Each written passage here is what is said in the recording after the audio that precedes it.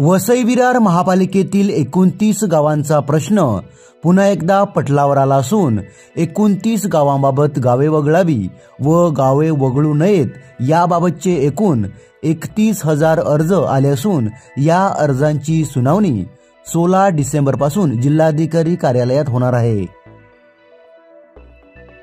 वसई विरार शहर महानगरपालिकेमधील 55 गावांपैकी दिनांक 31/5/2011 रोजीच्या शासन अधिसूचनेनुसार वसई विरार महानगरपालिकेतून वगळलेली 29 गावे महानगरपालिका हद्दीत पुनश्च समाविष्ट करण्याबाबत दिनांक 14/2/2024 रोजी अधिसूचना प्रसिद्ध करण्यात आली होती।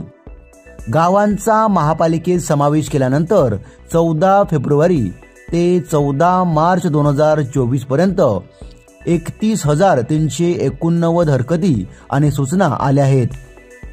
त्यात गावे महापालिकेतून वगळू नयेत यासाठी 11,591 तर वगळण्यात यावीत यासाठी 19,798 अर्ज प्राप्त झाले होते। या हरकती आणि सूचनांवर आता पालघर जिल्हाधिकारी कार्यालयात सुनावणी घेतली जाणार आहे। ही सुनावणी 16 डिसेंबर ते 20 डिसेंबर पर्यंत घेतली जाणार आहे। महापालिकेतील या 29 गावांचा निर्णय प्रलंबित आहे। प्रभाग समिती ए आगाशी, कोफराड, वटार, राजोडी। प्रभाग समिती सी कसराळी, दैसर, कोशिंबे, कणेर। प्रभाग समिती ई नाळे, वाघोली, निर्मळ, नवाळे, भुईगाव, खुर्द, गास। प्रभाग समिती एफ शिरसाड, मांडवी, चांदीब, कशीतकोपर।